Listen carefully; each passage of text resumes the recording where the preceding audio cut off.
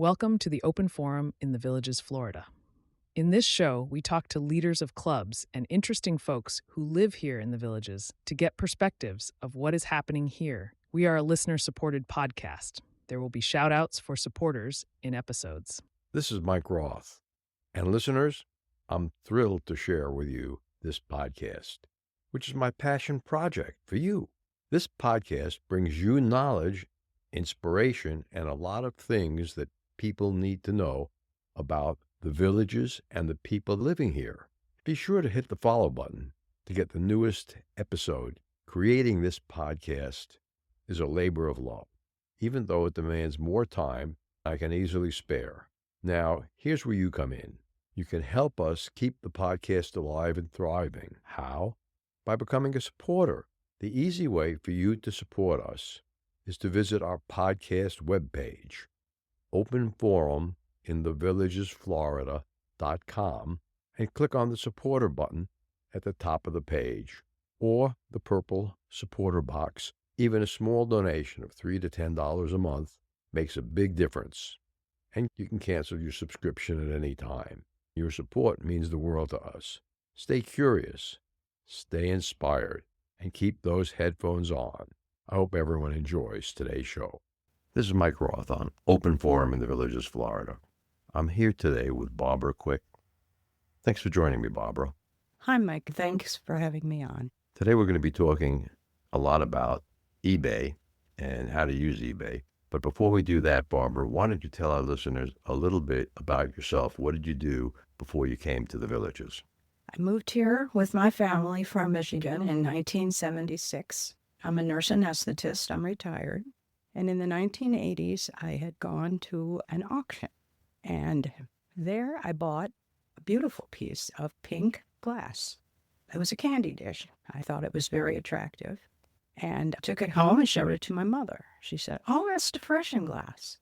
I said, "Really? What's depression glass?" I got a lesson in the Depression and how there were so many pieces of glass given away as freebies to encourage you to purchase their product. Or you went to the movies and you would get 1 week a free plate, the next week a free cup. There were poor times, and it was to encourage people to purchase their products. It was very inexpensive, but very attractive with different patterns, different names. Shortly after I had bought this piece, there was a depression glass show in Orlando. And I told my mother about it, and we went. When I saw the display, I was immediately taken by the beauty of it and how much I liked it. I just wanted to have a few pieces around. I wanted to use it. People would always say, "Wow, what is that? It's just so unusual." And that started collecting. My husband would go with me. We'd walk around antique shops. He spotted different things, but he really hadn't had any interest at all. One day, we saw an ad in the paper from a woman who was selling various things, and some of it was glassware. So we thought we'd go. We went to her house. It was like a yard sale kind of thing. She was an older woman and had a big collection of all different kinds of things. When she needed to put in a new roof or buy a new piece of furniture, she would sell some things. So that's where I saw a lot of unusual things I recognized from the show I had been at. And my husband spotted some yellow glass he had never seen before and asked her about it. She said, "That's Vaseline glass." He said, "What's that?" She said, "It glows. It has uranium. It glows under a black light or in the sun." He became very enamored. So now every time we go on vacation, we would always find places to shop. We could stop at antique malls. He got a little black light, and his collection of Vaseline glass grew and grew. That expanded to Murano art glass. Mine expanded to more and different kinds of depression glass and elegant glass, pottery. So we just enjoyed so much the fun of it. But pretty soon what happens when you collect, you either have to slow down your collecting or you have to sell some because there isn't any room. Out of space. You bet. How many years did you collect glass before you came to the Villages? I would say probably about 30 years. Okay. So we started doing shows. We did about 5 shows a year, glass shows, had a great time, lots of fun. You make a lot of friends, other people buying and selling. People would wait for you for the show, wait to see what you brought for them. But of course, you acquire a lot of glass to be able to do a show. Then my husband became ill, and he was not able to do the show. And the show would be very difficult to do alone. And of course, I couldn't leave him. So here I am at home with huge amounts of glass. Tell our listeners how many boxes of glass you came to the villages with. I had, as he became ill, I thought, what am I going to do? So that's when I opened an eBay store. I had always been on eBay. eBay opened in 1996, and I've been on eBay since 1997. I sold some, but as he became more ill, I couldn't do anything. After he passed away, I decided, was living in St. Cloud, Florida, which is near Orlando. I thought, where am I going to go? So I did some exploring and settled down the villages. I moved in 5.5 years ago. And when I moved in, I counted them. I had 405 banana boxes filled with glass of all type. My husband had over 400 pieces of Vaseline, over 200 pieces of Murano art glass, and I had just massive amounts of all sorts of things. So between my store, which I still have today, I still sell through my store on eBay, and I am in an antique booth. All my boxes are empty. The shelves I'm still selling. And then I just thought, I heard when I first moved here, so many people, and they would see my glass. I'd have my garage door open. I'd be working out there. People would stop and say, my goodness, there were boxes everywhere. People had a lot of interest, and I heard them say, I've got this, I have that. Boy, I wish I could sell. And I don't know how to sell on eBay. So I heard about the Enrichment Academy and started taking a few classes there, lectures. Love their lectures. And I thought maybe I could have a class. So that's what I did. I made the application to the Enrichment Academy. And just about a month ago, I finished my 22nd class of teaching people how to sell on eBay. How many classes per Enrichment Academy semester do you do? It varies mostly with just what I'm doing, if I have things going on with my family or if I'm traveling. But I used to do, when I first started, 4, 5, maybe 5 or 6. One year I did 6. And I thought that was too many because it's a 2-week class. It's two days per class. So full days? No, 2 1.5-hour sessions, but the preparation and so on. So I thought that kind of honed down to where I did 4 per year. I believe last year I did 3, and I haven't signed up yet for this year, but I'll probably do 3 also this year. How many students do you have in your eBay classes? It varies. I thought I would have more during snowbird season because there's more people here. But surprisingly, even in the summer, I'll have a number. Usually it's between 15 and 20, but I've had as few as 5 or 6. My largest class was 24. It's better when it's less than 15 or 16. You don't have to bring a computer. I demonstrate everything, and I like people to look at the screen so they can see what I'm doing, what I'm clicking on. And I explain each place, each toolbar, all the items, all these things. How do you get around? How do you connect? How do I do this? How do I do that? And I've had a number of people that have never been on eBay. They didn't even have an account. They had never been on the website. They'd only heard about it. And by the time we're finished, they're able to go home and pull it out and decide what they're going to sell. When I talked to you before the show and we determined we were going to talk about eBay, you made me look at my eBay account to figure out when I signed up and started selling my first items on eBay. Turned out it was 1999. Yeah, you're way back. The first item I found in my father-in-law's garage after he died, it was a 1939 Buck Rogers atomic blaster. Yes, but that type of thing has a lot of appeal. Right, it sold for $100. The Yep. first day it was listed, and the guy paid another $100 to have it shipped Federal Express to New York. And I scratched my head the whole time. Gee, maybe I'm onto something. I got to find more of these atomic blasters. I always ask my class what they plan to sell. It's very interesting because people have so many things. They moved Here, they brought the things that they really love. If you moved from another place, most people downsize before they move. They bring with them what they really love. As time goes on, you either have to downsize again and start giving things away, or you change in what you like and think, no, I decorated with this, I don't like it anymore. So a lot of people look for ways, what can I do? There's lots of reasons people collect. One of the main ones is that you collect something that reminds you of happy times. Either you were a kid, someone in your family gave you something, it brings back family ties, or something just strikes you. I have a friend who collects cowboy memorabilia Yeah, my and son-in-law miniatures. does too. And he's got a whole room in his house here in the Villages dedicated to Roy Rogers hats Yeah. or Cassidy pistols. Yeah, he probably played with those when he was a kid, and it was a happy time. A lot of women have doll collections that they've had for many years.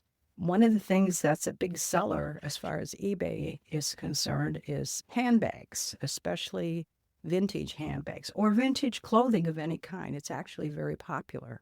And I know I've heard so many people say, I'm not going to be able to sell this because people don't collect today. That isn't true. They do collect, but they collect differently than they did years ago. Years ago, collecting was much bigger, but remember, that was when the baby boomers were in, and that was a large number of people, the baby boom generation. And they collected thinking back to the things they remember from their grandmothers, their aunt, what things their mom gave them. Nowadays, less, we went through a period of minimalism where decorating and all, the more minimal everything was, the better it was. But that's changing. There's a lot of younger people that collect, but they collect a little bit differently. What kind of things are most valuable in selling them on eBay? There's a lot of things. If you don't know a market, you really don't know the value of something. It's supply and demand like anything else. Just because something is old does not make it valuable. It's valuable because they don't make it anymore and a number of people want it. You can have something old, but if nobody wants it, it's not of any value. It's trash. That's exactly right. A lot of people don't understand that. And they'll insist that they think something is worth this or worth that. And it's just not because nobody wants it. I really stress this in my class. You have to understand what you have. Is this something I should donate, or is this something I could sell? I teach how to research, how to look and find what's selling and how much it brings. What's the first step in doing that? The very first step is that you have to have an account. And that's one thing that I like about eBay. They have other venues where you can sell items. There's Amazon Marketplace, Facebook Marketplace, Etsy, all sorts of them. However, those are anonymous places. You go on, you list something, you don't really know. This is what I see a lot because I follow some of these websites, especially for glass. Somebody will have listed something, sold it, and then a few days later, the person never paid. She's got it back up for sale. There isn't any accountability using those particular sites. With eBay, every person who is on there looking at things or that buys something has an account. They've had to register, and they are a real person. You don't put your personal information in there. You use a username. You don't use your own email. But every person is accountable. If you have a person who buys your item and then never pays for it, which happens frequently on other sites, you'll do this about 3 times and eBay will remove you. So you're dealing with real people who are looking for what you're selling. Isn't eBay still using their reputation system? Feedback. Yes, and that's very important because they're not involved with the feedback. That's strictly between the buyer and the seller.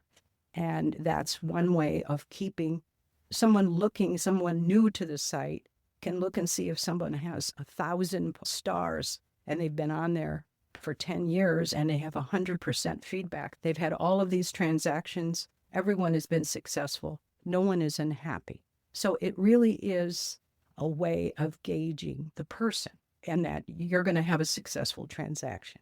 Let's take a short break now and listen to an Alzheimer's tip from Dr. Craig Curtis. Alzheimer's is the most feared disease in America, more than heart attacks. It's a very fair disease because it heart robs attacks us. and strokes kill more people. That is true. It's the number one killer of men and women in the United States. Alzheimer's disease is also the only one of the top 10 killers of Americans that we currently don't have a way of modifying significantly. But through these prevention studies, we're hoping we can find some more answers. We're also looking at removing this amyloid before someone gets symptoms. We talked about tau and that protein, how it spreads through the brain. We currently have a research trial where we're testing a vaccine to see if we can halt the spread of tau. It's a worldwide study, and we're doing it right here in the villages. And we're really hopeful that things like this in the future can provide us some help. That study might be able to stop the progression of tau if it works. With over 20 years of experience studying brain health, Dr. Curtis's goal is to educate the village's community on how to live a longer, healthier life. To learn more, visit his website, craigcurtismd.com, or call 352-500-5252 to attend a free seminar. Thank you, Dr. Curtis. I'm back with Barbara Quick. Barbara, how difficult is it for someone to learn how to use eBay effectively by themselves? eBay does offer courses. eBay used to be much more difficult. I remember. You remember. It was. I remember spending an hour to list one item. Absolutely. It was very difficult. But through the years, they have made it more user-friendly. They have sessions where you can sign up and look. But it's always easier if you see someone do it and explain it to you. In the class that I teach through the Enrichment Academy, I pull up the website. We start with how to open an account if you don't have one. The first thing I teach is research. You have to know what you have before you try to sell it, because it could be much more valuable than you think. In your research, you'll find that there's 25 of them on there, and the most anyone is asking is $10. You may not want to spend your time with that item, even though you like it. You may want to donate it or just give it to someone. But believe me, there's been a number of times that I've been stunned at the value of something. What was the most stunning valuation that you had on an eBay item? I've had a couple. One happened about 4 or 5 months ago. I had bought this probably 10 years ago. A woman who did shows had passed away, and her husband was left with massive numbers of glass. He got bugged and hounded by lots of people wanting to buy from him immediately. He just wasn't ready. His wife had died suddenly. I had chatted with him at a show when he was just starting to come out again. I gave him my card and said, I know you're not ready, but when you are, if you want to sell your glass, just call me. And that was it. I didn't call him again. One day he called out of the blue and said, I want to sell this. Okay. So we bought 105 boxes. We bought that collection, and I never even went through them. There were a few boxes. I knew what was in them. I sold that. The rest of it, I didn't. So 3 or 4 months ago, I'm opening one of her boxes. How did you get all those 105 boxes back to your house? We took a trailer, and his son loaded them for us in the trailer, and then a neighbor came over and helped my husband to unload them. She had a great eye, and she collected different than me, so I ended up with a lot of different things. Here about 4 or 5 months ago, I'm emptying boxes, and I come across a tumbler. The way it was, a glass, decorated, it had stripes around the bottom and horizontal stripes around the bottom. And I thought, wow, it's a 1950s tumbler. I knew that right away. There were 9. Maybe I could make 2 sets of 4, take them to my antique booth, maybe put $30 on them. They were really nice. But something about them, the colors, I thought, I don't know, I've just never seen, they just look different. So I started my research. Could find nothing. I belong to a website called WorthPoint. It's not free. You have to pay for it. It's a great site because it lists every single thing that has sold online, including auctions, eBay, anywhere, not Facebook, but any other sites. Every single thing that's sold since 2007. It's a big site. What does that cost you a year? It's $23 a month. Wow. Okay, so it's expensive. especially if you only have a few items to sell. But with the amount I had to sell, believe me, it is well worth. So you Oh, tried I to find this glass. tried to find this glass, and I kept looking. Of course, you put in the search 1950s tumbler mini Hundreds. page. So I'm just sitting there seeing go through, and lo and behold, after probably an hour, I saw the glass. I thought, oh my gosh, it turns out it was a depression glass made by Macbeth Evans in the pedalware pattern. I did not even know pedalware made tumblers. And it said that very rare. There were, I believe, 2 of them, and they sold for over $100. I thought, whoa, okay. That certainly changes things. You're going to upset the market trying to sell 9. What's the So price down? I ended up listing 4 of them, and I put $325 on 4 of them. Within 2 hours, I had an offer of $275. Sold them right away. Got a hold of the man and said, I have 4 more. If you are interested, I'll list them for you. Oh, absolutely. Immediately bought them for $275. So now there's $500 and some dollars. And I still have 1. I listed that by itself and sold for $50. So this is something I would have without research put in my antique booth. Somebody probably, when it was on sale, would have bought it for $25. And I got over $500, almost $600. I teach how to do real research. I use Google Lens. With Google Lens, you take a photo of something and tell Google to find similar items on the web.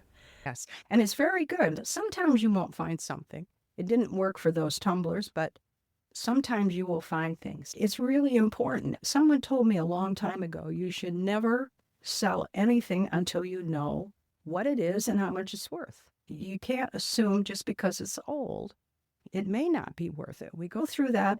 And then all of the other things about maintaining eBay. How do I do a refund? What about packaging? What about shipping? What about all of the things? So the 2 classes, on the second class, I actually bring an item in. And after having gone through the basics, the first class, we go through step by step. We actually list something. I don't physically list it, but we go through everything just like we're listing. And then how to deal with everything that happens with the listing. What I like on eBay today is if you're selling an item that's relatively current and you have the original packaging with the UPC, you can look that up and eBay will put the description of it and may even have some pictures of the item generic to make it easier to list. However, I would warn that if you have anything older, pre-UPC, antiques or collectibles of any kind, never use canned pictures. Got to take. People hate them. They want to see the real item. In a new item, it doesn't make any difference because it's all going to be the same. But with an old item, they want to actually see. We go through a whole thing about photography, how to take the best pictures, just all of that. I did try doing an advanced course once. I think I did it 2 times for people who wanted to open a store or eBay Motors, because I've sold motorcycle, a couple of cars, a car haul. After my husband passed away, he had all of these toys, and I did that through eBay Motors, and that's really a very successful venue to use. But I don't think there was enough interest, and I didn't enjoy doing the class as much, so I haven't done the advanced one again. I just did that for a couple times.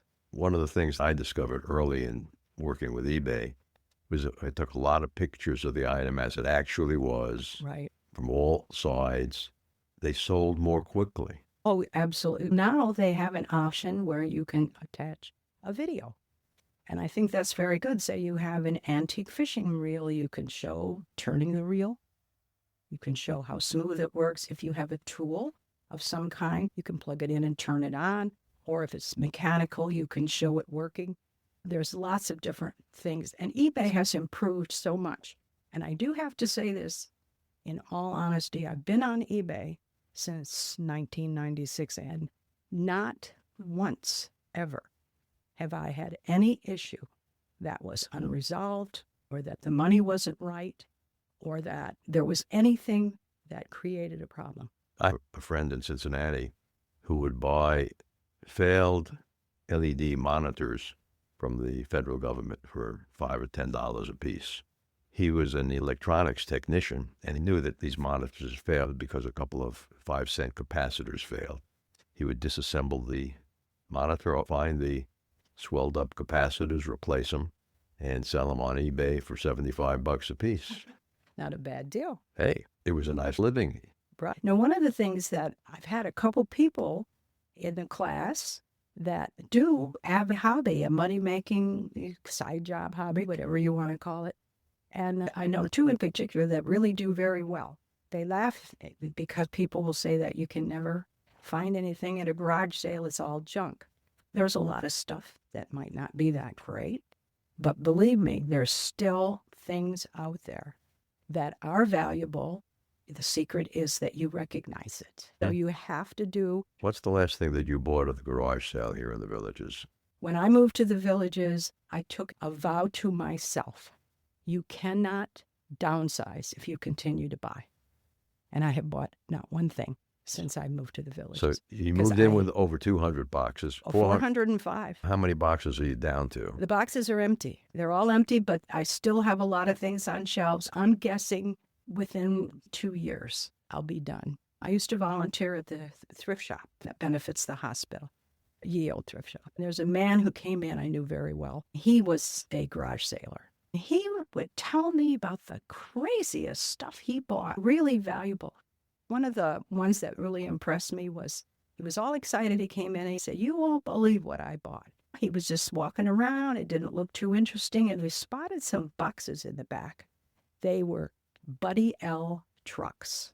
I don't know if Buddy L, but Buddy L was a type of truck. The dump trucks, the big trucks, the cranes. Buddy L was kind of sturdy, so they were good for kids, but they are very collectible. He bought 9 of them for $50. He was really excited. 3 were still in the original box. Oh, the original box makes a toy. Original box. He took those home. The very first one he sold, he got $90 for. Wow. Just one. And he bought 9 of them. Wow. So he was really excited. And he would find all kinds of stuff, a very big variety of different things. And he did that as a little side thing. It was just something that was fun. So if someone wants to contact you or take your course on how to sell on eBay, how do they do that? Just through the Enrichment Academy. They have it online, districtgov.org, and then you look at the Enrichment Academy. Also, if you go to any of the rec centers, they have their catalog. I have taken many lectures here and other courses. They're very interesting, and they have such a variety. There's always something there for everybody. I'm in there under the technology, and my classes will be listed. I'm not teaching this summer because my daughter is taking me on a really nice vacation, and I just got back from Phoenix. This summer I'm not teaching, but I will be teaching again in the fall. But yeah, they have all of the classes and the catalogs in the rec centers, and you can pick them up there or online. I'm teaching 2 courses, one in May on podcasting, and then I'm teaching the AI course again in September. That may be the last time I teach that course because it's too extensive. It's getting extensive now, and it's changing so much all the time. I'd probably have to teach that course over 5 weeks if I was trying to cover a minimal piece of ground. We're teaching it over 2 weeks now. It's a hands-on course, not for everyone. But if you have some computer skills and you want to learn about how to use AIs for yourself, it's valuable. Again, Barbara, thanks for being on the show with us. Well, thank you for having me. I've really enjoyed it, and I hope that your listeners have too. Remember, our next episode will be released next Friday at 9 a.m. Should you want to become a major supporter of the show or have questions, please contact us at mike@rothvoice.com. This is a shout-out for supporters: Tweek Coleman, Ed Williams, Dwayne Romich, Paul Sorgen, and Dr. Craig Curtis at K2 in the Villages. We will be hearing more from Dr. Curtis with short Alzheimer's tips each week. If you know someone who should be on the show, contact us at mike@rothvoice.com. The way our show grows is with your help. Text your friends about this show if you enjoyed listening, or just tell your friends about the show. We thank everyone for listening to the show. The content of the show is copyrighted by Roth Voice 2025. All rights reserved.